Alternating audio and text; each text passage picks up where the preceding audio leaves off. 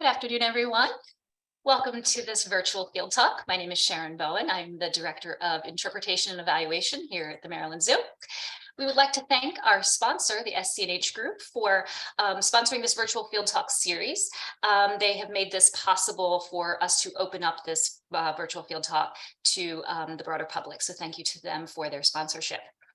Before we welcome our guest speaker, just a few housekeeping items.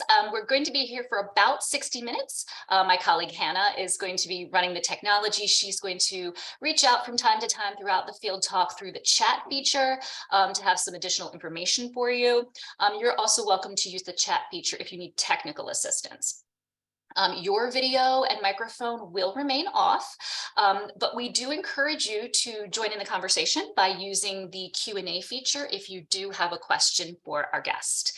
While we will attempt to have all questions answered, we can't guarantee we'll have time for everyone's questions, but we will try to get to everyone's questions today. So today we are really pleased, we're really excited to highlight the conservation work being done by our partner, the Valle Amphibian Conservation Center, or EVACC, in Panama. And what's really cool today is we're delighted to be talking live from Panama with the zoo's own Senior Director of Animal Health, Conservation and Research, Dr. Ellen Bronson, and with Heidi Ross, EVACC's Director of the Amphibian Conservation Project. So originally from northern Wisconsin, Heidi Ross has lived in Panama for 23 years. As mentioned before, she is the project director of the ex-situ Amphibian Conservation Project with the EVACC Foundation located in central Panama.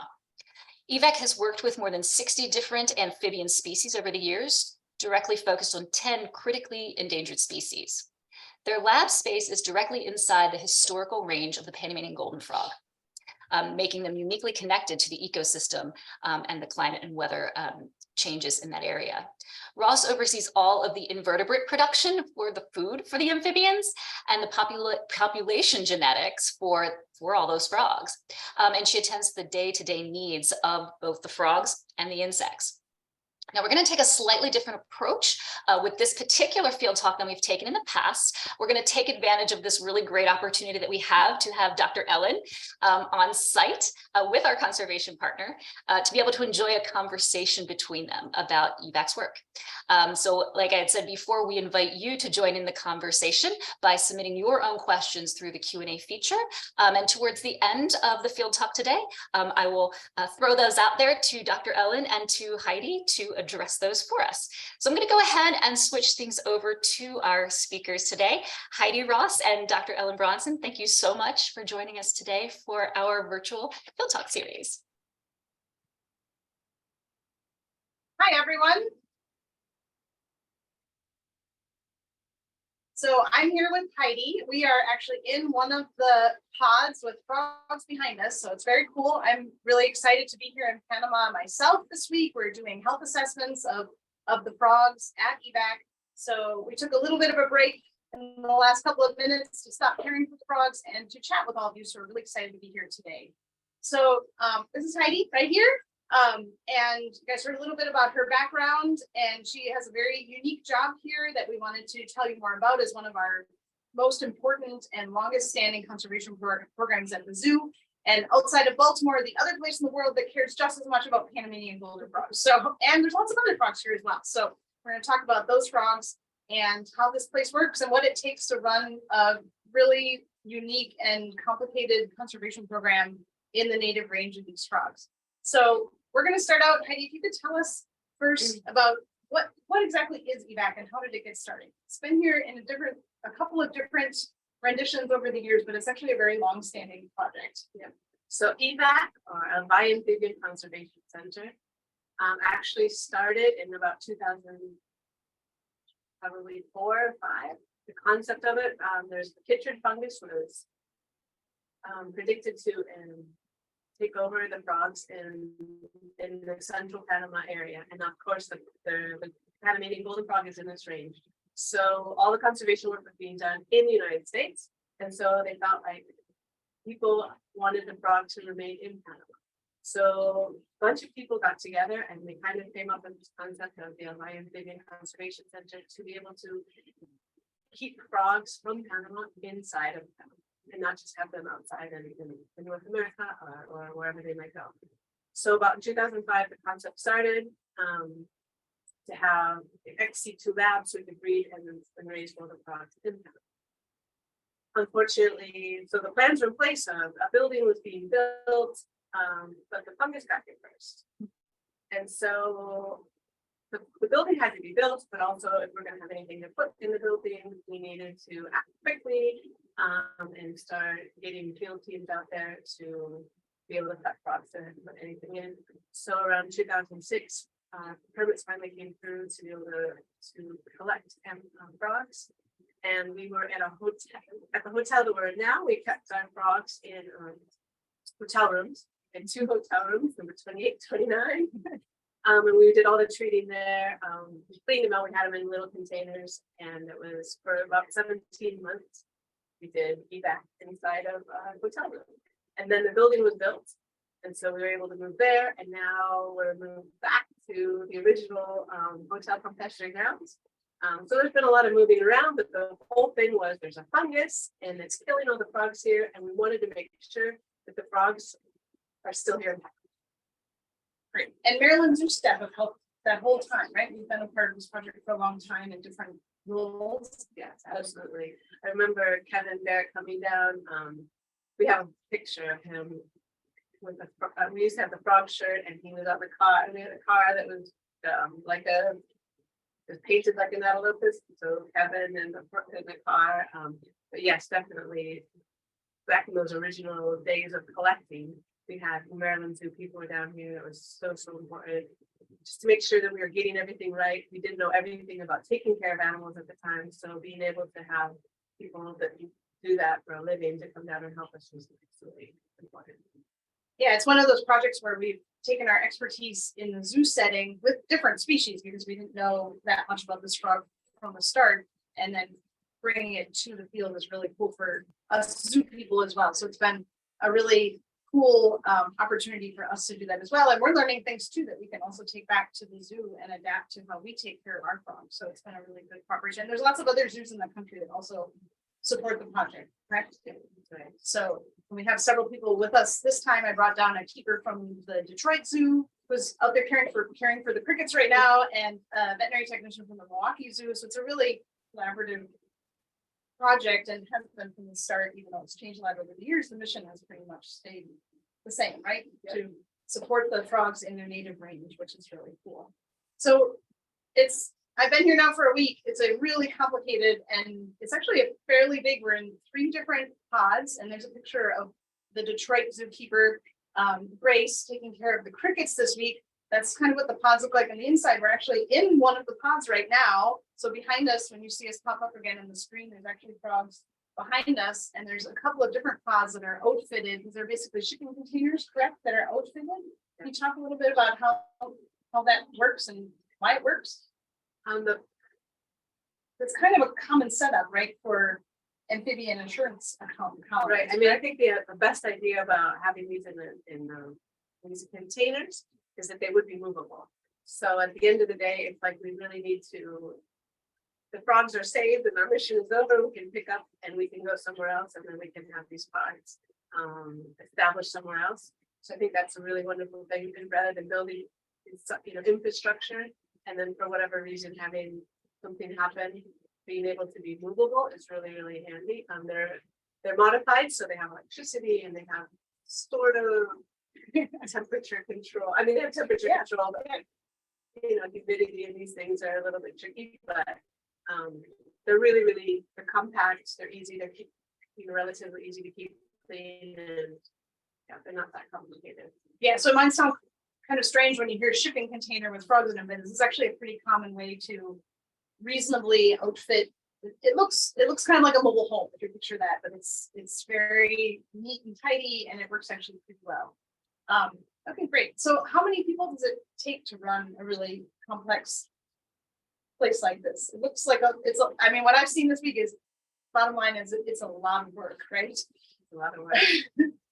Right now we're running on a very skeleton crew, but a very dedicated and wonderful crew. We have 2 part-time students who are working with us. They both are studying biology at the University of Panama.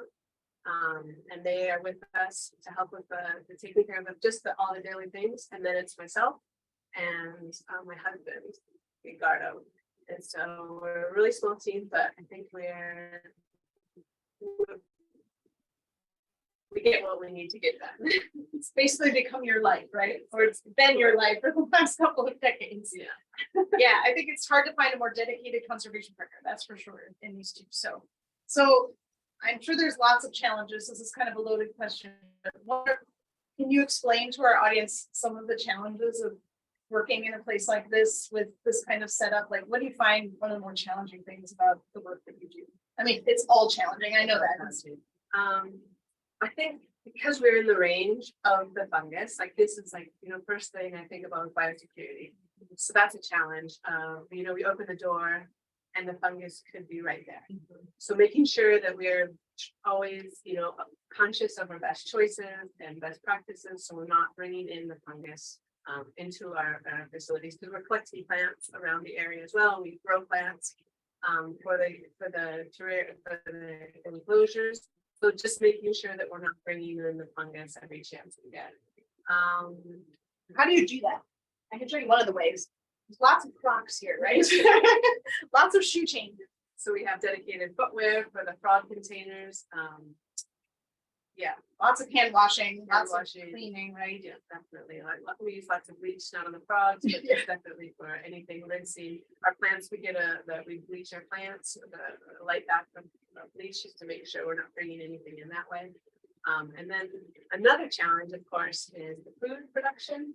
I mean, we do okay, and we try to keep it diverse, but they're insects, and if we do have a crash, we can't just call up our local food cricket guy and say, hey, we need 10,000 more crickets. So we have to be self-sustainable on that aspect. And so that can be a challenge at times. So yeah, I mean, there's challenges everywhere, any kind of way you want to look at it. But I think those are kind of the biggest ones. We have backup generators. So when the power goes out, because it's kind of windy, we're in a volcano crater. And so sometimes we have issues with that. But we do have ways to deal with that. So yeah, we have backup water and water reservoirs. So we kind of are, troubleshooting all sorts of these challenges for sure.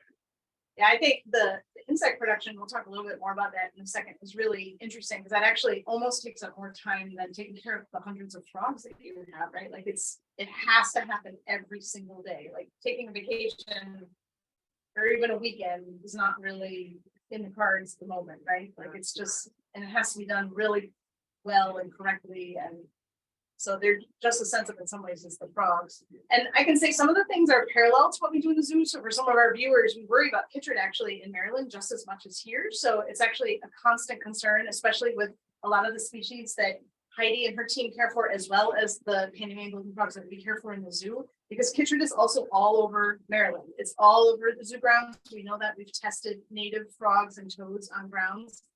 It's all over the woods everywhere where you all walk. And there are other amphibians and other animals that carry it in the wild. So it's a constant threat for us too. And we actually have the same thing with our setup with our golden frog assurance colony at the zoo. We have Crocs as well, and boots that we change into. We actually shower into some of our areas to make sure we don't pass in between the two groups. We worry a lot too about food supply and bringing it in on different things. So a lot of those concerns are the same. We have also generators on our frogs. Actually, we have a generator in the hospital because that's where the assurance colony is. And it's actually more for the frogs than the rest of the hospital because they're so sensitive to temperature changes also. But one of the really unique challenges that I've seen, well, first of all, we don't have the insect challenges quite as much because we can call up a vendor and ask, although we sometimes have trouble in the winter when the crickets don't do well in the cold. So we sometimes have that problem too. But I think one of the really unique challenges that you face is a lot of the frogs you have, and we have a little bit with this with our Panamanian golden frogs, is you have frogs here that no one has ever taken care of, right? Like, and a lot of these frogs are either gone from the wild or critically endangered or just extremely rare across their range. So there's very little known about their natural history, right? And so they're doing some pretty miraculous things here to care for these frogs they're really specific adaptations to some of the frogs. So each species needs different care. So I think that is really astounding, like how far you guys have come with some of these species and to get to then breed them, it's just really difficult, right? Like it's not easy. Each species of frog is so specific and so different. Definitely. I think part of the challenge, like mental challenge too, is like, oh my gosh, we have these in our care. Precious frogs. Precious frogs, and if we don't know what we're doing, I mean, it's a lot of pressure and it's a challenge. Like, what do you do with this responsibility that we took on? But if without this little artificial forest, it wouldn't be here. Right. And you can't just go online and look up these species. No one knows. A lot of these species no one else has, or they haven't been kept in human care forever. So it's really, some of them aren't even well described, right? In the lot. So it's a very unique situation. So we have different people come in to help us. They're always like, well, I looked it up online and what did you find? I bet you didn't find it. Yeah, and that's frustrating for people as well, because we're in the age of the internet and you can Google tell you everything, but Not everything. not everything. Yeah, it's a huge responsibility. So very cool. Can you tell us a little bit about yourself and how you developed this passion? Obviously, you're a very passionate person and you're very passionate about amphibians. Can you tell us where that came from and how you developed a passion for frogs? Well, I grew up in northern Wisconsin and I was always outside. And so just connected to nature and being able to be in national forests and rivers and lakes and everything like that. So I think that part of me has always been instilled for a very young age. And my dad was always part of conservation projects with the wolves and things like that. So I joined the Peace Corps in 2000. And I remember I was living inside of a national park that had golden frogs. But for me, I remember the first day I walked in, it was a 3-hour hike In Panama. in Panama, here in Panama, in central Panama, in the same province that we're in right now, just a little bit west of here. And it was a 3-hour walk. If you get to this place, there's no roads that you can drive. And I remember seeing toucans, and it's always green, it was always beautiful. So I just like being outside. I lived in the middle of a national forest for 3 years in Peace Corps. And then when I was coming out of Peace Corps, I always also met Dr. Karen Lips. So she was doing her research with the frogs. And so the first time I came out of the community, it was like after about a month. She was out there and she had cold Coca-Cola and cookies, and they were speaking English, and they were telling me about what was happening with the frogs. And there were still frogs. The population was healthy. This was back in 2000. And so then I would go out to the field with them sometime and just see the frogs. I didn't see a golden frog at that point. But it was just amazing, right? And beautiful glass frogs. You can see their heart, they're different colors, they occupy different niches. I mean, it's fantastic, right? So like the idea of just all these frogs, I wanted to know more about the tropics, and I wanted to know more about the ecosystem, and frogs were a really big part of that. And I had this unique opportunity to speak with Dr. Karen Lips and all of her students that came through. And they were just kind of sitting and waiting for the fun. She was one of the groundbreaking scientists, right? That Absolutely. predicted it coming through Panama and basically published the declines as they came through. She's from University of Maryland by chance, but yeah, and her team. At the time, she was at the Southern Illinois University. And so then I met their whole teams as well. And then I had an opportunity to volunteer on the weekends to help do their transect. So I learned all about these frogs. I would just take books and just consume them. The Jay Savage book, I would just want to learn all the species, all that I could. And at the same time, I met Edgardo, my now husband, and he was also studying frogs. And our first date was to go see the golden frog. That sounds like a good date. We got lots of them. So then, it's like this really dynamic group of people that was super interested in it, and it was getting out in the forest, and it was fantastic. And then the decline happened, and it was horrible because you could spend, when I was doing the volunteering, you could spend 5-6 hours a night on these transects, 200 meters, and you could spend easily 5 hours, writing down which ones you had to write down, like taking all the information that you needed to, because the forest is so full of frogs. And salamanders would just be like a hashtag, well, there's a hash mark there, there's a salamander over there, and we, find so many of these Was it frogs. loud too in the It was forest? loud, it was things falling. Yeah. I mean, it was mostly at night, because most of these things are nocturnal, and of course, some of the diurnal stuff, like the golden frogs, you can see anyway at night. And then to actually bear witness to the decline was tragic. And so Can't even tragic. imagine, And yeah. so we had an opportunity. Edgardo and I were working with different projects with different frogs, and he was working with Project Golden Frogs since the onset. And we had opportunities to be able to run, or at least, they said, hey, Edgardo, can you do this for a year? And like, what do you do when you know that you're collecting animals that otherwise are going to die? Yeah. So passion came from like, oh my gosh, like The the tragedy of going through it, right? there's nothing else we can do. And I was in a moment and at a time in my life that I was just able to do something, and we did whatever we can, and we're still doing it. And they're still doing it every day, trying to save the frogs. That's quite a history. Yeah, I can't even imagine. I've been to Panama several times, but always all the times have been after the declines, and I just can't even imagine what it must have been like before. It must have been magical. But yeah, okay, cool. Can you tell us maybe what a typical day looks like here, like every day? Every day, yeah. I mean, we get here in the morning, we turn the lights on, and we have tadpoles, we take care of the tadpoles, and then we have the metamorphs, we take care of the metamorphs.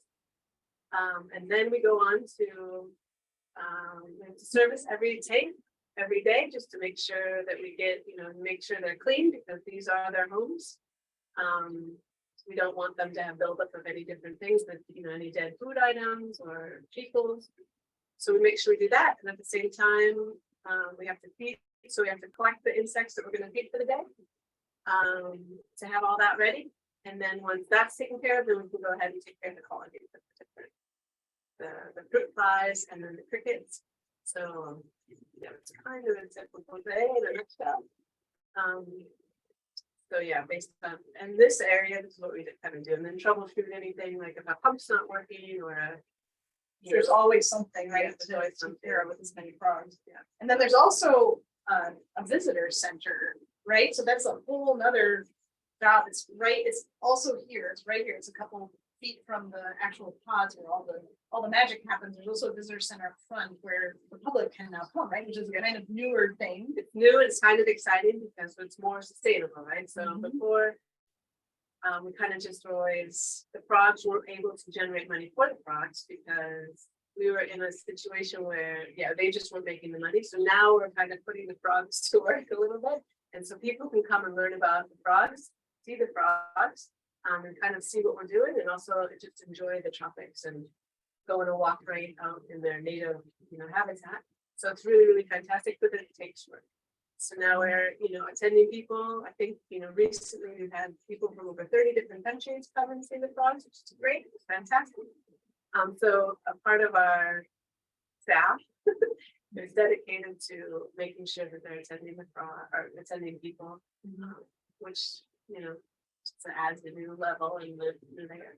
Yeah, and I've seen that firsthand this week. It's really great, but it's also complicated. You're so small. You're such a small operation because you want the people to come in, but you want to talk to the people and tell them about your mission and the project, because they're also supporting the project by coming and seeing the frogs. But it also takes staff and time.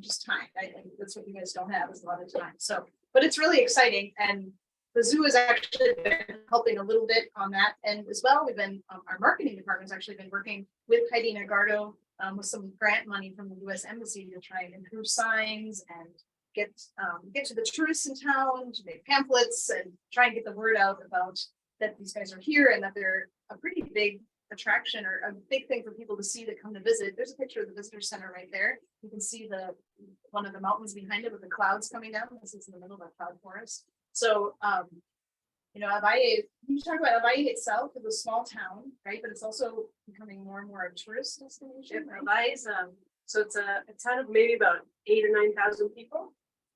It's inside of a crater of a volcano. So the volcano was active, maybe 50,000 years ago. But it's because it's up in the mountains. It's a little bit cooler, and so it's always kind of in a reprieve for people from the hot city or the beach area to come up and kind of, just have a cooler temperature. So there's many weekend homes here. People have their weekend homes. And now based on that, there's lots of different hotels and restaurants. And now we're also adding, we've got a trail. So they have they call it the crown of the crater.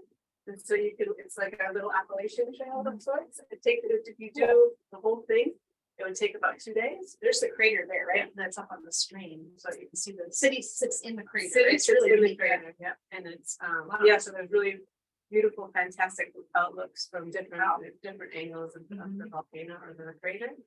Yeah, and so the golden frog was first described in Hawaii as well. So it's kind of like the home of the golden frog. And the city is kind of always, the town is kind of identifying with the golden frog, and so I feel like keeping it in Hawaii and keeping it alive is pretty important. Really important part of your mission. Yeah, I can say, coming from Baltimore, where we also adore the golden frog, it's really unique coming here because the whole town really does adore the species, even though it's gone in the wild. And I think a lot of people don't know much about their species that they love so much, but there is actually a really deep kind of passion for this frog here, which is very unique for a conservation project. So for me to come here, we have multiple conservation partners that we work with at the zoo, and many of them I've seen firsthand. But the really unique thing about this project is the people care about the frog first. It's really unique. Usually you have to really get the people that live with the animals to care about the animals. And in this place, people are crazy about the golden frog. There's an inn named after the golden frog. There's a restaurant named after the golden frog. There's kind of beer named after the golden frog here. There's all kinds of symbols in town with the golden frog on it. So there's a golden frog day in Hawaii that is like a week-long celebration, and all the kids have costumes, and so it's really unique that we have that. We have the community behind the golden frog. We just need to figure out the rest, and there's still a lot of educating that you guys do with the community as well, right? It's not just about, it's great that they adore it, but they need to also understand the threats that face the golden frog, right? At the end of the day, if everything works out, we're going to put them back in the wild. So we have to make sure that, that our steward and our stakeholders will take care of them up in the wild as well. We'll do our part, but everyone has a part in the whole conservation of the species. Yeah. All right, what do we have left? Let's see, before we turn it over to you guys. Can you tell us a little bit about maybe how many different kinds of species you have right now, approximately? And I think I have about 6, 7. Some of them we have better numbers of, but better populations. So I think there's like 4 or 5 that we're doing actively breeding. So yeah, like 2 different kinds of Battleopus, and then we have the Gastropita, and so about 5 or 6. Yeah, they each have their own unique adaptations. Right? They're really We have different. spring breeders, we have pond breeders, we have marsupial frog, and we have tree hole breeders. It's just fantastic. Yeah, I have to say that's what I've fallen in love with this week. And I've seen the frogs here before, but there's a couple that are really unique. Like my favorite now is the marsupial frog. They're really cool, and can you tell us a little bit about the Gastropita? That's my favorite. So they're marsupial because the females actually have a pouch on their back.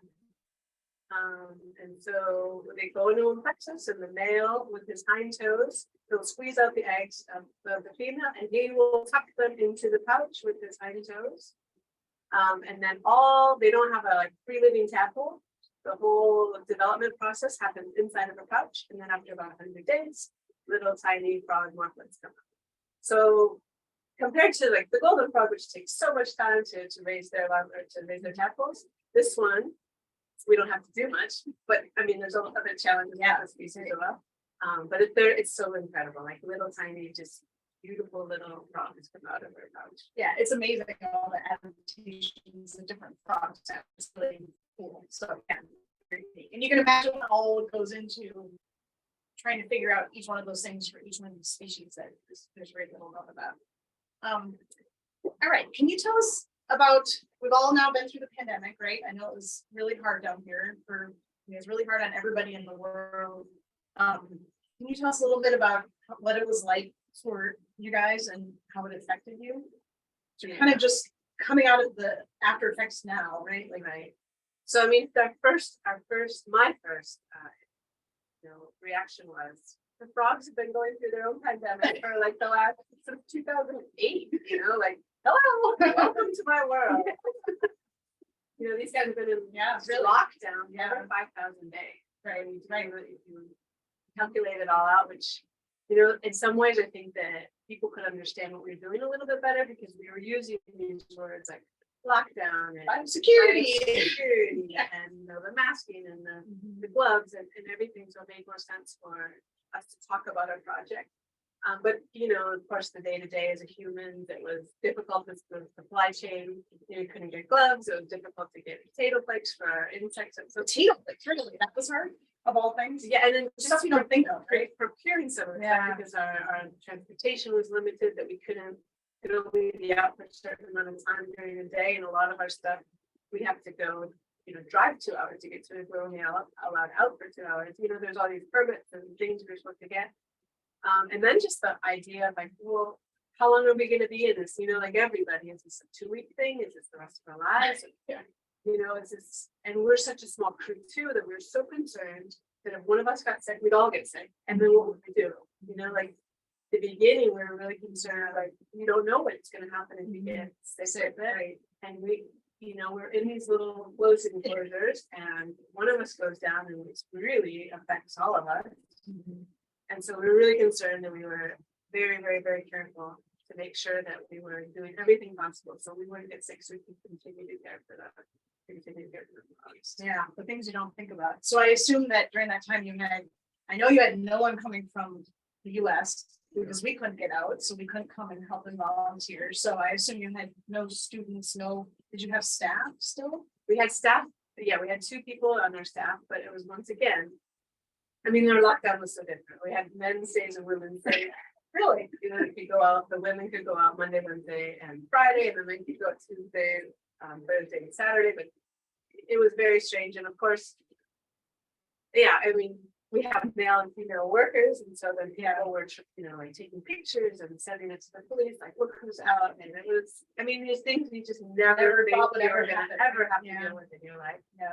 To get to work, I know one of our guys that used to work with us, Jason, you get stopped like 5 times on the way to work, and the same police every day. It's just like we're just taking care of the frogs, but it didn't fit into the essential workers. Yeah, because it's kind of like they didn't think about frog caretakers. Of course, like the food production and taking care of animals, but not in the conservation sense. So yeah, there's just these challenges that we had to be creative as we always are to work around. Yeah. So yeah. And are you starting to see now the visitors coming back? Is that kind of an after effect of coming out of the, I assume you had no visitors, right? No one walking on the trails. For about 2 years, there was basically no visitors. So no income coming from anything, right? And we're kind of hanging our hat on the fact that we're going to have people sustainable. Yeah, so it was hard, to say the least. The funding part really was. It was just stressful, and not knowing if you're going to be able to continue doing this, and then what would happen to that. And yeah, so luckily we're all coming out of that, and it looks like visitors are starting to stream back and come back to Hawaii, and both international and people from inside of Panama, right? Yeah. It's looking hopeful, hopefully. So, and the biggest part for us is having our partners come back, and we're glad to be back too. So it's a relief to be able to come back and help too. To be able to share what we're doing with other people that have to, can't just talk about pouches of marsupial frogs. From far away is hard. Yeah. Some of these things you have to be here for, and also to actually help. So yeah, we sent down funding during the pandemic, but it's still different being here and actually being able to help. So we're glad that's also hopefully over for now. All right. Well, I think we're almost ready to open up for questions. I guess the last I have 2 more questions for you. Can you tell our Maryland audience and whoever else is listening in from everywhere in the world, can you tell us what we could do to help? And I guess my first question is, what can we do to help amphibians, period? Because I think it's a question for everywhere, not just here. And that's maybe something we can all do firsthand. But also, what could we do to help amphibians in this region and help EVACC? I think obviously to help amphibians in general is to find out about them, like find out about your local, any sort of conservation project. If you have a zoo, find out what they're doing for your local species, because there's, every species might have a different, they might be, invasive plant is an issue, or so to find out about what's going on in your region, and then find out how you can help based on what people are already doing. And I think the biggest thing for us, of course, we always need funding, but it's also word of mouth, like just letting people know that we're here and we're working, and if people are in Panama, or like they just want to follow a good, follow some cute frogs on social media. You have a pretty good social media presence now too, right? Like people can check you out on Facebook. Yeah, I mean, you're on all the things, socials, Instagram. Yeah. We just got a TikTok. We have TikTok.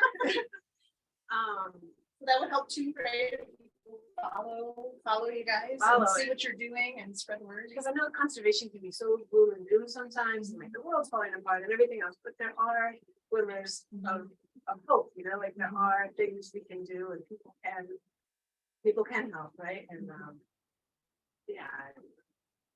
yeah, you guys are making a huge difference here. Okay, last question. Here's a really philosophical one. What's your biggest dream for EVACC in the future?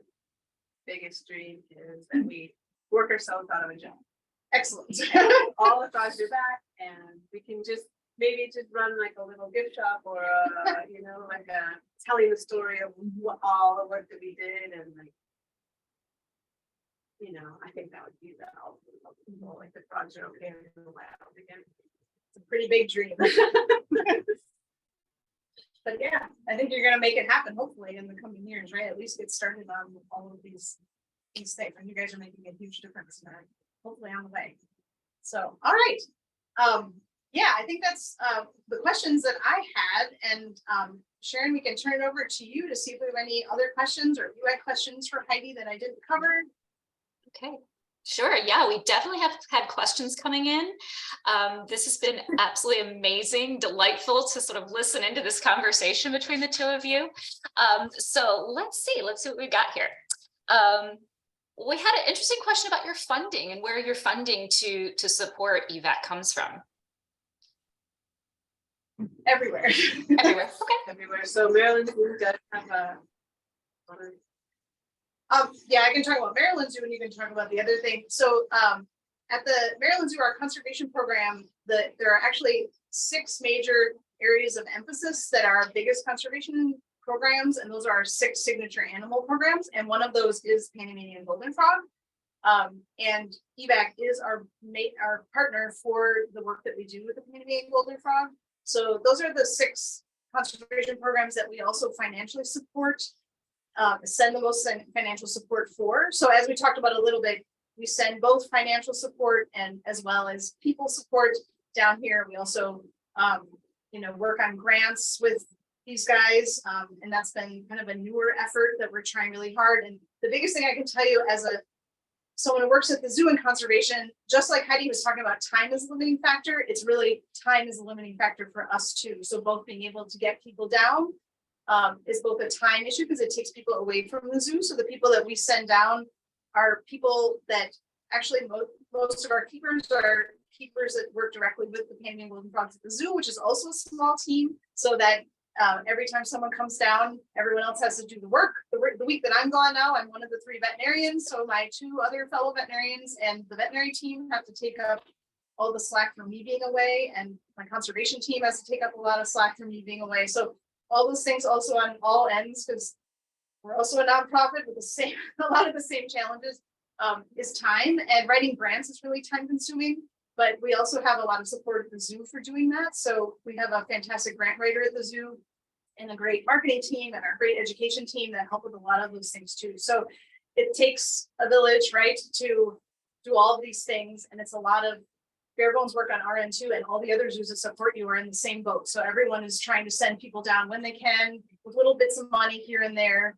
But I feel like every little bit helps a lot. So yeah, and you have other funding sources as well, right? So Project Golden Frog is a nonprofit now in the United States, and that is Vicki Poole. That's mostly she's the coordinator of the species survival plan for zoos in the US. So she definitely coordinates a lot of money, and she does a lot of fundraisers for us. And that's definitely huge. And we're also now developing this tourism, ecotourist kind of destination. So we have the visitor center and also a trail that we manage.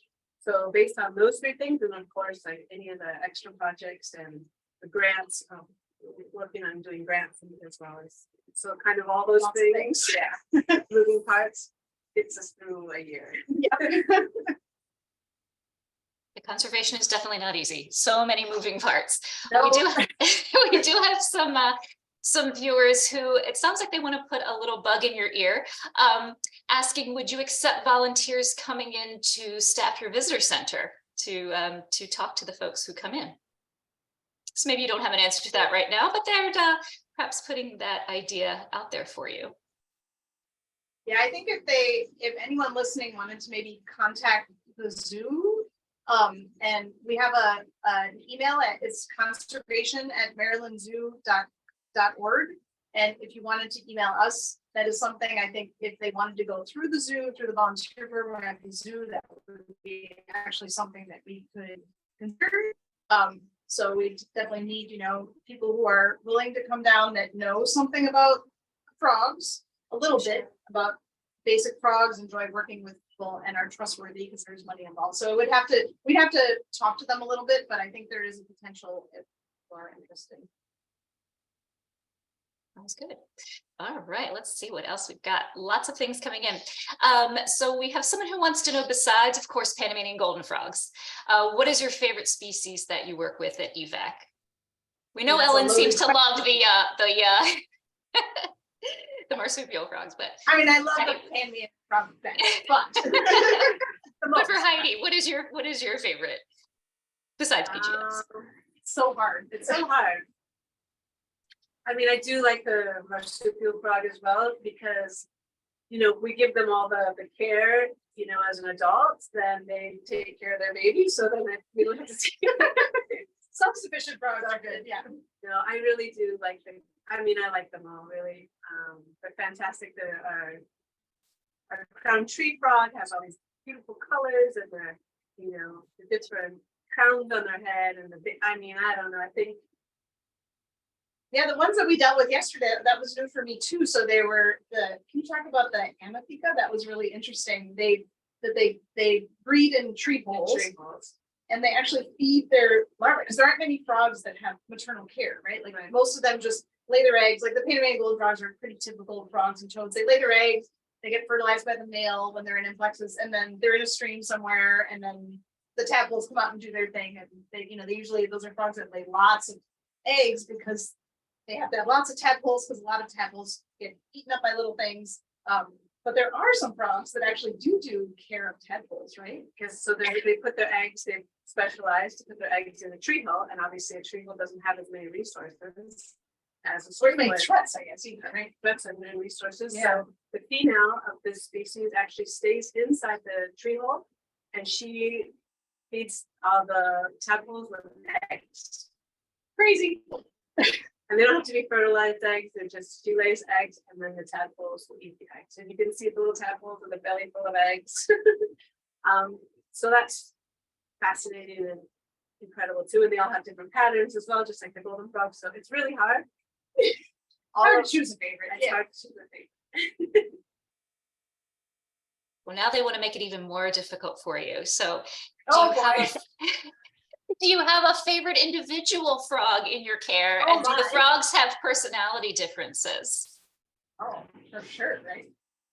Yeah, I think I don't have a personal favorite. I was, the ones that have big patterns and things like that, kind of want to get attached to, but I just like any frog that survives. Exactly. Thrives and does well. So those are all my favorites. I just don't like to see a sick frog. And I think those are, to be honest, I really think all the frogs are so important, and every frog that survives is my favorite one. It is kind of more here about populations, obviously, right? So obviously it's very similar to at the zoo where we're taking care of individual frogs, but this is really, really happening here. So they take care of the individual frogs every day, but the whole goal is about taking care of the population and making sure that there's an assurance population that survives, because many of these have no other living relatives out in the wild. So It's really more about that, right? Like the population as a whole. So if there are individual frogs that are sick, it can be really threatening for the population itself because there's so many frogs. But yeah, it's an interesting situation in that way. Absolutely. But every frog counts. Absolutely. I love that answer. Your favorite is the one that survives, for sure. That's a very, very practical answer. So what do the local people call the golden frogs in the local language? That's a good question. They call it the rana dorada, so golden frog. But it's funny because it's actually a toad. Yeah. Yeah. But yeah, rana dorada is what they call it. Great. Straightforward. It's beautiful. Yeah. Yeah. So here's a technical question for you. How many tanks do you have in the facility there? So we see a lot of them there behind you. How many are you actually dealing with between those and then dealing with all your containers of your insects as well that you're maintaining? Okay, so I think each one of these containers can hold around 100 tanks. And then of course, each tank, depending on the species, can hold, however many frogs. So we are managing about 200 frog tanks right now. And then we have about 200 cricket containers. They're smaller, but we have like 20 racks of cricket containers that each have like a team. So that's bad math, but it's so yeah, roughly 200 and 200. That is incredible. That is really amazing. So we have some folks who are really thinking sort of about the long-term implications of your work. So giving the prevalence of chytrid, obviously, so what are your thoughts on the long-term outlooks for survival of any reintroduced PGFs? Well, that's a great question. I mean, that's the one. That's the question. It's $1 million question, right? Yeah. Yeah. Yeah, I mean, it's all about immune, and like thinking about our pandemic that we're going through right now, it's about immune.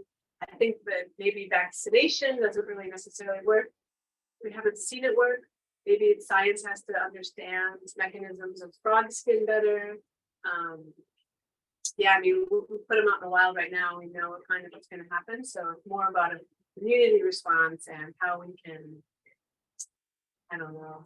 Yeah, there's been so much research that's been done since the chytrid pandemic started in the last 20 or 30 years. And actually the zoo has supported that's one of the things that we actually do by having the largest population of golden frogs in North America is we contribute to a lot of the research that's being done by researchers across the world on chytrid, because it is the problem for all of these frogs and specifically for the golden frog. But the golden frog is actually a very helpful model in a way because they are so susceptible to the fungus. So the reason they are one of the poster children for when you think about chytrid in our world, you think actually all researchers think of, it's one of the few species you think of when you think about chytrid because they are 100% susceptible. So if they're exposed, they will die. So they actually make interesting research, subjects because we can learn from them. So there's lots and lots of things that have been tried to try and figure out the magic cure. And so far we have not found it, but it doesn't mean that we've stopped looking because it is the only hope for all of these frogs. And you can't rid the environment of it, at least not when you live in a big place that's completely open, right? You can't get it out of the forest. You can treat the individual frogs, but we are still hoping that there is a way to put them back and have them survive. And we have models from other places. So this has been done in Australia. It's been done in North America with other species, obviously. So there is some hope that some of those species could survive.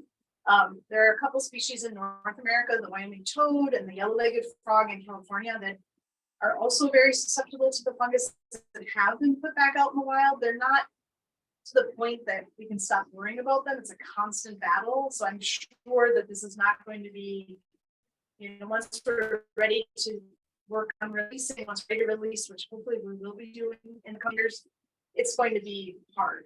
It's not going to be a matter of just letting them out the door and seeing how they do. So there's going to be lots of monitoring, lots of site-specific monitoring to see if, and there'll be lots of decisions whether to put them in a place that has chytrid or doesn't have chytrid. So it's a really complicated question, but it is something that Project Golden Frog is doing a lot of thinking about with other partners, with all these researchers that we work with. There's lots of field biologists that work in Panama specifically because it is such a hotspot for amphibian biodiversity and the fungus. So I think you'll hear more about this, I think, in the coming years, from us and from the media and from researchers, but it's definitely a huge topic. It's like, I mean, it's definitely Heidi and Edgardo's main thing in their heads all the time, and not just, you know, everyone that works with frogs basically in the world worries about this fungus. So there's no easy answer, but we're still really hopeful that we can figure out a way. So we're not putting Heidi and Edgardo out of business anytime soon. I'm afraid her dream is not going to come soon, no. But I do think there's hope. I mean, I do think that Sure. at least some of these species could find ways to survive. And there is some hope with some of the related species to some relatives of the golden frog have been found to persist in some areas in Central America and Northern South America with the fungus. So there are some like glimmers of hope that, and there's, like I said, lots and lots of research going on specifically for the frog, for Panamanian golden frogs and other species. Hopefully there's hope, I think. Yes, well, there's always hope because, you know, we have people like, you know, Heidi and Edgardo, and we have these networks like, you know, Project Golden Frog and the zoos who are participating in that. So as long as we have that, we have hope, right? So we have someone asking here, any interest, Heidi, in writing a book? Oh, she has a lot of spare time. I think she should write Yeah. I mean, Absolutely. it would be a fun adventure, I'm sure, but I don't know if I have time. There are people that have come down though and done film documentaries of these guys, right? I don't know if there's been books. There have been some Written up, like featured in some books. So. Yeah, so there are some.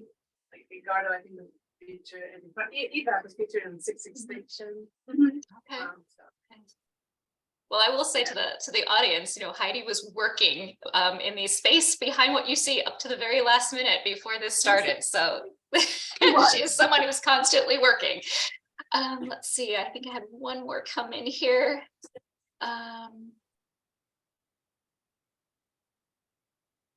I'm not sure quite. I'm going to try to parse this out. This might have to be the last question that we take from the audience.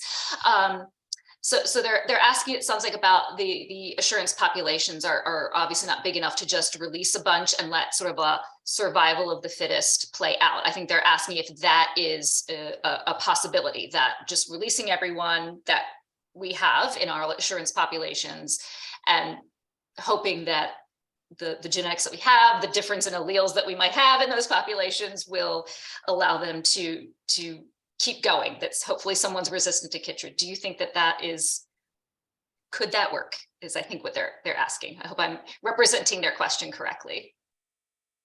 Complicated question, a complicated answer, I guess. Yes. That is what some of these groups have done. So that is actually part of what's been done with California yellow-legged frogs. And also in some areas of Wyoming toads. I mean, I think some rendition of that is possible, but I think it's not just a matter of like born free. It's going to have to be more. Our hopes are that there'll be a lot of monitoring pre and post release. We're not there yet, but when we get to that point, right? Anything to add? I mean, like, so to put it in perspective, like I started working with this frog in 2003, and the last time I saw him in the wild was 2009. So that's 6 years, you know, like my son was born into a world that doesn't have 3 living golden frogs. So like, I don't know, like just to put them out there, it's probably going to all die. Probably kind of know that from the research that's been done. Right. So, you know, what we're doing isn't because we want to keep animals in cages and we don't want to have these insurance colonies because it's, you know, a sexy thing to do. It's like, otherwise they wouldn't be in Panama. They would not be here. So, you know, the resources involved in keeping them in these cages too, and then just releasing them, knowing exactly what's, you know, probably certain death is also, it's complicated, right? Like, but as long as we have them here, then we have the option of putting them back.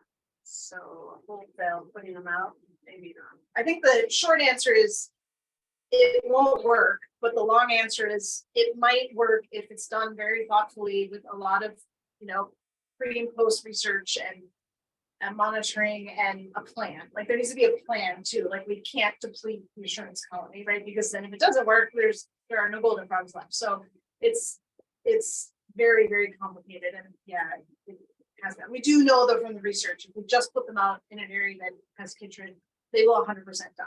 And they haven't.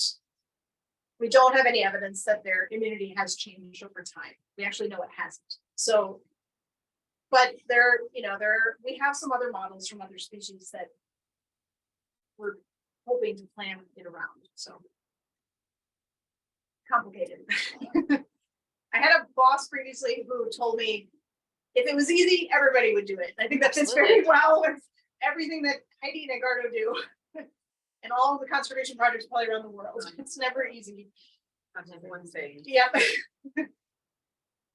Well, thank you, Heidi, for the work that you and your team do there in El Valle. Thank you both for talking to us today. Unfortunately, we are out of time.